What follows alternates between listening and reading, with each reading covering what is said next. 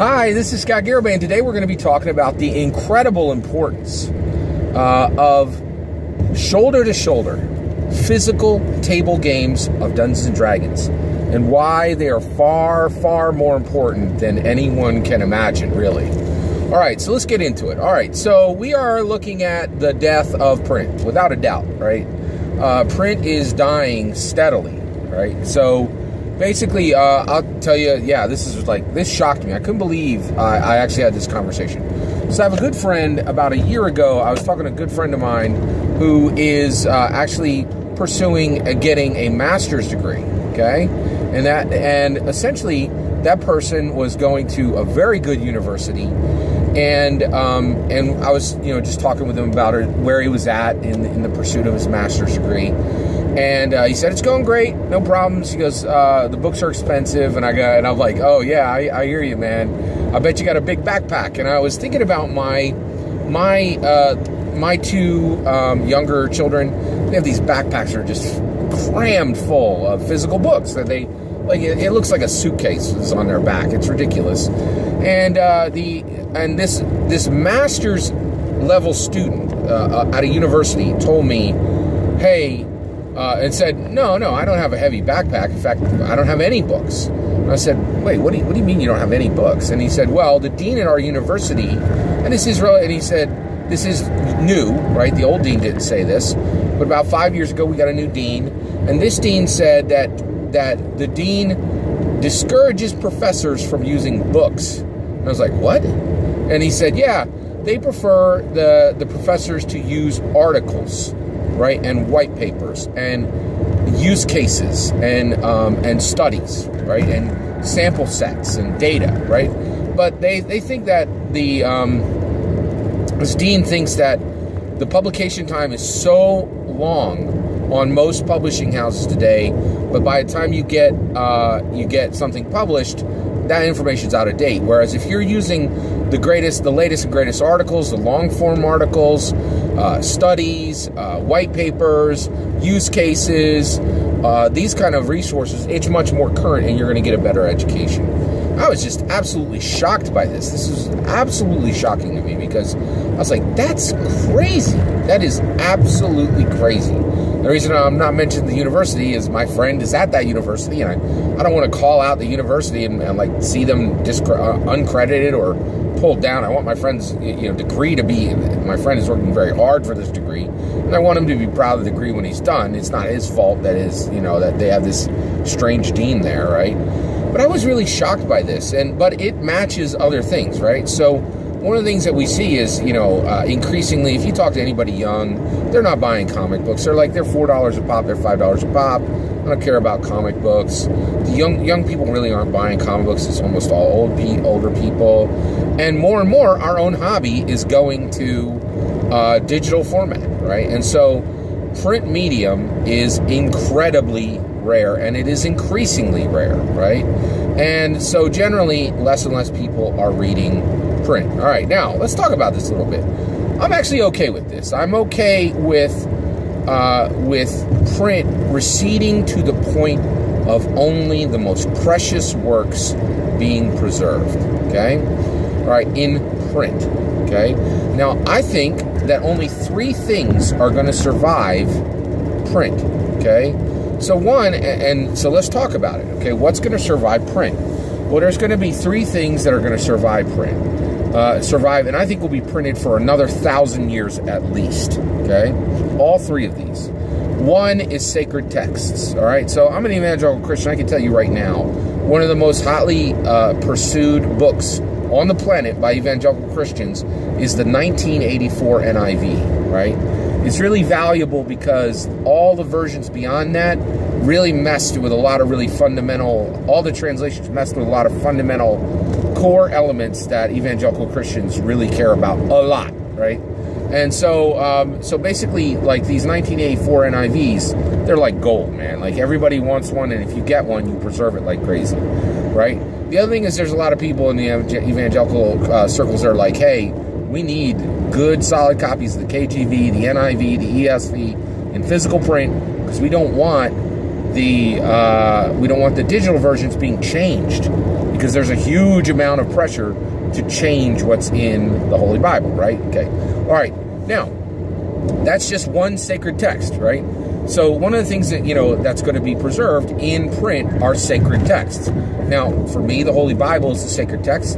For a lot of other people, you have the Quran, you have all kind of, I guess the I Ching might fall into this.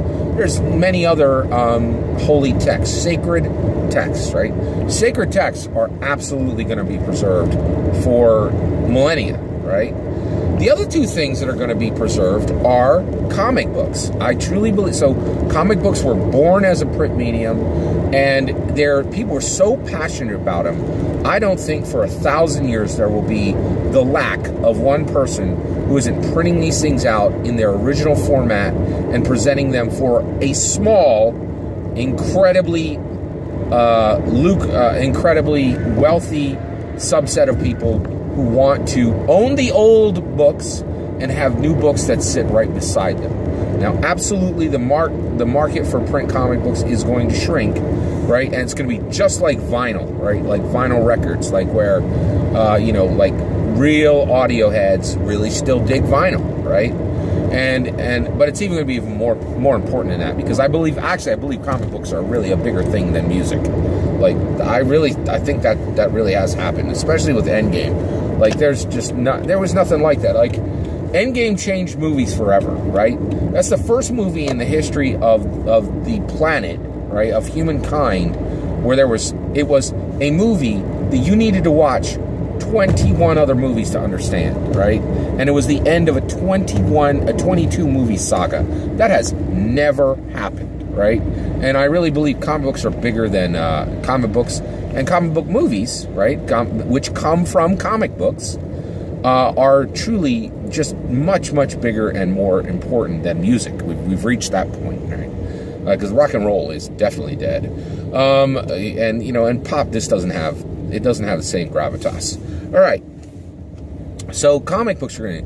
And then the last one is going to be tabletop role-playing games. Not only do tabletop role-playing games, they were born in 1974, and Gary Gygax put them into a print medium and said, this game is played by you sitting with your friends shoulder to shoulder at a table, and a key element of this game is friendship. And what you need to play this game is you need friends, you need a table, and you need these books, right? And I, for one, will tell you right now, I don't think for 1,000 years there won't be a human paladin, an IRL paladin, that doesn't make sure there's a printed copy, a printed version available of D&D. And the reason why is I think it's clear to everybody who really cares about the game that the day the physical book dies, TRPGs are just another video game, period. End of sentence. Done. Right? And so they're just an RPG, right? Like, they're just a role-playing game. Just another scrub role-playing game that you could just throw away like any fantasy, Final Fantasy game or whatever inciting incident festival game you've played, right? Like, they're not special, right? But tabletop role-playing games truly are, right? They harken back. The 1974 Dungeons & Dragons, white box, it harkens back to Gutenberg's press in the 1500s, and it is a pillar that stands up print, right, from the 1500s, and in my opinion, I really think through 3500 we will have print versions of Dungeons & Dragons, right? So here's the key, right? And the key to understand is it is incredibly, and the reason why we have those print books, right, is not so they can be just clutched and put into a collection. They will need to be played, and that means we're going to need to continue to print them, right?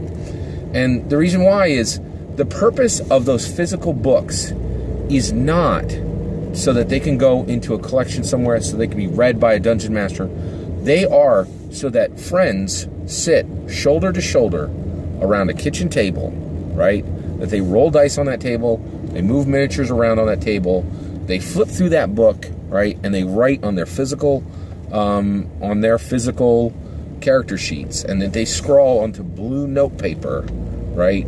So that those friendships are absolutely forged in memory, right? And those memories are tactile, absolutely tactile, right? Now, the reality is, I do value the online games. I think that's going to be a path for people to come into Dungeons & Dragons, and people will play the online game. And most players will play the online game. It will only be a subset. It will only be a remnant who play the highest, most purest, most special form of the game.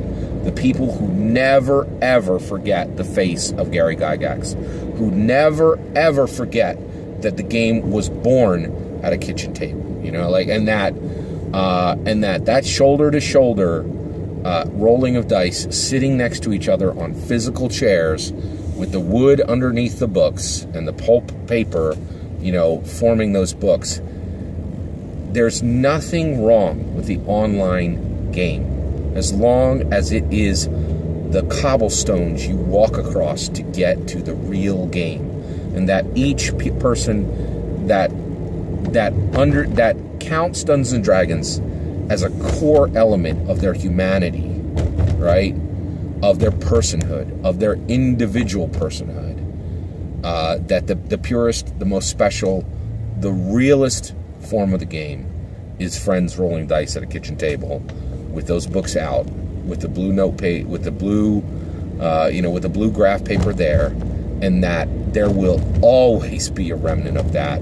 At least in my opinion, for 2,000 more years. I think for 2 more millennia. And honestly, I would say too that would be enough for me, right? I think if the game lasted for 2 millennia more, you know, I think that would be enough. By that time, we're probably going to be diffused out to the stars. And maybe there would be something that would honor Gary Gygax more. Maybe if there was a planet that had actual dragons and that we had created dungeons. You know, like maybe, and on that planet, you know, our cloned selves played the game, you know, clones of ourselves played the game. Maybe that would honor him more. But until that day, we absolutely need the print versions, right?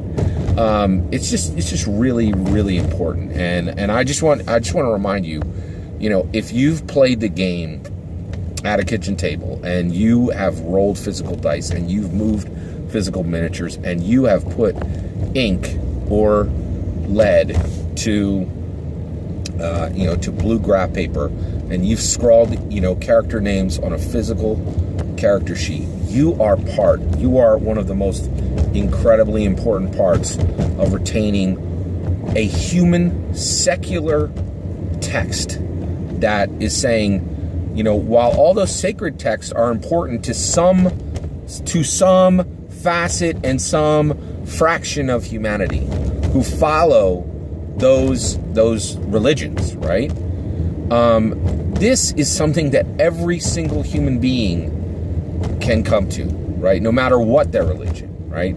And that this text is held specifically for no other reason than just humans remembering that print was one of their greatest accomplishments and everything that print did for the human species, right? And while sacred texts are more precious than any text to those that believe in what's each one of is in each one of those texts, they are fractioned and they will never have 100% buy-in, right? But Dungeons & Dragons absolutely can have 100% buy-in from all humans, right? Because the reality is, it is simply a celebration of humanity's love for print, right? And I think that's something really, really special about that. And I, for one, of course, still play the game, the physical, shoulder-to-shoulder physical game. And I want to thank you if you still do too. And if you're out there and you're a viewer, or if you're, you know, if you just watch games online, or if you're playing only online right now, I call you in the same way Gary Gygax called you in 1974 to the physical table with your friends, shoulder to shoulder. And I truly believe you will never, ever find a better exhibition and display and solidification of your friendship. It cannot be understated how important the physical, shoulder to shoulder, table games of Dungeons & Dragons are for all of humanity. They are important, right? I truly believe that one of the last formats that remains in print, and I'm calling for another 2,000 years.